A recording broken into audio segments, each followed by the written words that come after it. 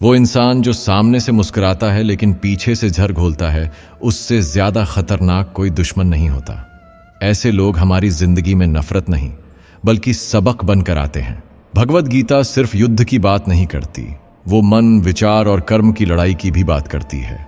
जब श्री कृष्ण ने अर्जुन को जीवन का सत्य समझाया, तब हर उस इंसान के लिए रास्ता बनाया जिसे अपनों ने धोखा दिया हो, पीठ पीछे वार किया हो या सच्चाई की राह पर अकेला छोड़ दिया गया हो। आज हम उन्हीं श्री कृष्ण के विचारों से समझेंगे कि धोखेबाज लोगों से कैसे निपटना चाहिए और कैसे अपने मन को मजबूत बनाकर जीवन की लड़ाई जीतनी है। श्री कृष्ण कहते हैं, जो व्यक्ति अपने कर्मों में स्थिर रहता है वही सच्चा योद्धा है। जब कोई तुम्हें धोखा देता है तो मन अंदर से टूटता है, लगता है अब किसी पर भरोसा नहीं किया जा सकता।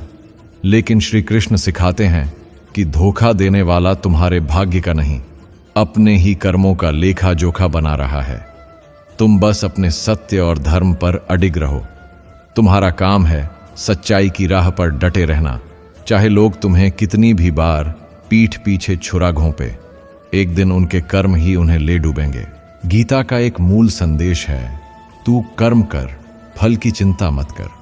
धोखेबाज लोग अक्सर हमें मानसिक रूप से तोड़ने की कोशिश करते हैं ताकि हम अपने रास्ते से भटक जाएं। लेकिन श्री कृष्ण कहते हैं, अगर तुम अपने कर्म के प्रति ईमानदार हो तो कोई तुम्हारा कुछ नहीं बिगाड़ सकता। धोखा एक अस्थायी आंधी है, पर तुम्हारी नीयत वो पेड़ है जो गहराई से जमीन में जुड़ा है। उसे गिराने के लिए हवा की ताकत काफी नहीं, तुम बस चलते रहो। मंजिल तुम्हारे विश्वास से बनती है, लोगों के व्यवहार से नहीं। श्री कृष्ण ने यह भी कहा, जिसने अपने मन को जीत लिया है वह सबसे बड़ा विजेता है। जब कोई अपना धोखा देता है तो मन में गुस्सा, नफरत और बदला भर जाता है। लेकिन गीता हमें सिखाती है कि असली जीत बदला लेने में नहीं बल्कि खुद को शांत रखने में है। अगर तुम गुस्से में बह गए तो तुम भी उसी गिरे हुए स्तर पर आ गए जहां वो खड़े हैं। श्री कृष्ण यही कहते हैं, मन को जीतो तभी जीवन को जीत पाओगे। धोखा देने वालों से नहीं, अपने आप से लड़ो, यही असली तप है। एक और गीता उपदेश, जो व्यक्ति हर परिस्थिति में स्थिर रहता है वही ज्ञानी है। जब तुम्हें धोखा मिलता है तो तुम या तो टूट जाते हो या मजबूत बनते हो। श्री कृष्ण यही कहते हैं, परिस्थिति तुम्हें नहीं तोड़ती, तुम्हारा नजरिया तोड़ता है। अगर तुम हर तकलीफ में भी खुद को शांत, केंद्रित और स्थिर रख सको तो तुम्हारे अंदर वो शक्ति आ जाती है जो किसी भी विश्वासघात से ऊपर है। धोखा तब तक ताकतवर है जब तक तुम उसे अपने मन में जगह देते हो। श्री कृष्ण का अंतिम और सबसे गहरा संदेश, मुझे पूर्ण रूप से समर्पित हो जा, मैं तुझे सभी पापों से मुक्त कर दूंगा। इसका अर्थ सिर्फ भक्ति नहीं, विश्वास भी है। जब तुम्हें धोखा मिले, अपनों से चोट लगे, तब भगवान पर पूर्ण विश्वास रखो। उन्होंने जो छीन लिया उसमें भी तुम्हारा भला है। जिसने तुम्हें धोखा दिया वो तुम्हारे भविष्य में बोझ बनता। श्री कृष्ण तुम्हें ऐसे लोगों से दूर कर रहे हैं ताकि तुम अपने कर्म और आत्मा की उन्नति कर सको। विश्वास रखो, तुम्हारे साथ अन्याय नहीं, मार्गदर्शन हो रहा है। जब अर्जुन युद्ध भूमि में खड़ा होकर अपनों को देखकर विचलित हुआ, तब श्री कृष्ण ने उसे सिर्फ एक बात समझाई, अपना कर्तव्य निभाना ही सबसे बड़ा धर्म है। धोखा चाहे जितना बड़ा हो, उससे भागना समाधान नहीं। जब कोई तुम्हें तोड़ता है तब तुम अंदर से लड़ने की ताकत पाते हो। श्री कृष्ण यही कहते हैं, जो तुम्हारे विश्वास को तोड़ते हैं वे तुम्हारे आत्मविश्वास को जागृत करने का माध्यम बनते हैं। अपमान, विश्वासघात या दर्द, ये सब तुम्हें रोकने नहीं आए हैं, ये तुम्हारी आत्मा को जगाने आए हैं। जीवन की सबसे बड़ी परीक्षा तब होती है जब अपनों की पहचान करवाने वाला धोखा सामने आता है। श्री कृष्ण कहते हैं, सत्य कभी पराजित नहीं होता, वह समय आने पर स्वयं को प्रकट करता है। इसलिए जब कोई तुम्हारे साथ छल करता है तो वह सत्य से दूर जाता है, तुम नहीं। तुम्हारा काम उस सत्य से जुड़े रहना है जो देर से आता है पर आता जरूर है। हर धोखे के पीछे कोई ना कोई सत्य छुपा होता है, बस धैर्य रखकर उसकी प्रतीक्षा करनी होती है। यही धैर्य तुम्हें श्री कृष्ण से जोड़ता है। श्री कृष्ण बार बार अर्जुन को यही समझाते हैं, तुम शरीर नहीं हो, आत्मा हो। आत्मा को कोई छू नहीं सकता। जब कोई तुम्हारा भरोसा तोड़ता है तो वो तुम्हारे बाहर की दुनिया को नुकसान पहुंचा सकता है, पर तुम्हारी आत्मा तब भी अडिग रहती है। इसीलिए श्री कृष्ण कहते हैं, धोखा खाने के बाद टूटो मत, भीतर से जुड़ो। जिसने तुम्हें दर्द दिया उसने तुम्हारे शरीर को छुआ है, पर तुम्हारी आत्मा अभी भी मजबूत है। वही आत्मा तुम्हारा सबसे बड़ा हथियार है। कई बार इंसान सोचता है, क्यों मेरे साथ ऐसा हुआ, क्यों मैंने ही सच बोलकर चोट खाई। तब श्री कृष्ण की वाणी याद आती है, जो कुछ भी होता है वो किसी बड़े उद्देश्य का हिस्सा होता है। तुम्हें धोखा इसीलिए मिला ताकि तुम अब किसी और धोखे का शिकार न बनो। वो चोट इसीलिए मिली ताकि तुम अब और सतर्क रह सको।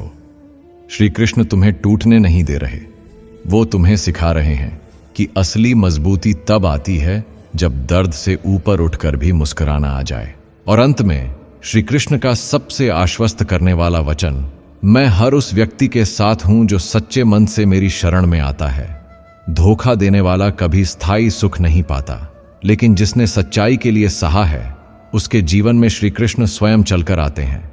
तुम्हारा दुख, तुम्हारा मौन और तुम्हारा धैर्य, ये सब उस आस्था की सीढ़ियां हैं जिनसे ऊपर चढ़कर तुम उस स्थान तक पहुंचते हो जहां शांति है, सच्चाई है और कृष्ण का सान्निध्य है। धोखा अंत नहीं है, वो श्री कृष्ण से मिलने की शुरुआत है। जब इंसान को अपनों से ठोकर मिलती है तो वो सबसे पहले खुद पर ही सवाल उठाने लगता है, क्या मेरी गलती थी? श्री कृष्ण कहते हैं, जो सच्चे हृदय से कर्म करता है वह कभी दोषी नहीं होता। तुम्हारा प्रेम, तुम्हारा समर्पण, तुम्हारी नीयत, ये सब तुम्हारी शक्ति है, कमजोरी नहीं। जिसने इसका फायदा उठाया उसने अपने भाग्य के बीज बोए हैं। तुम बस यह याद रखो कि तुम्हारा प्रेम तुम्हारी कमजोरी नहीं था, बल्कि उस व्यक्ति की परीक्षा थी जो वो हार गया।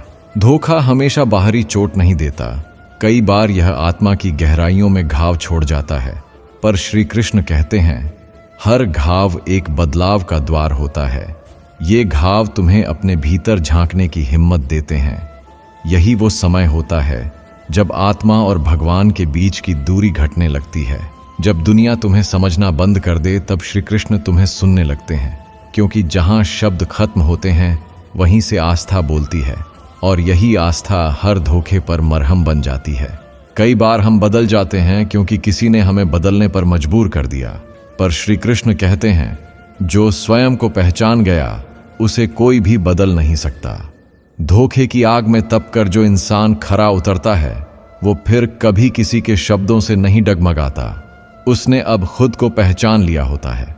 धोखा देने वाला तुम्हारे ऊपर की परतें उतारता है ताकि तुम अपने भीतर की ताकत को देख सको।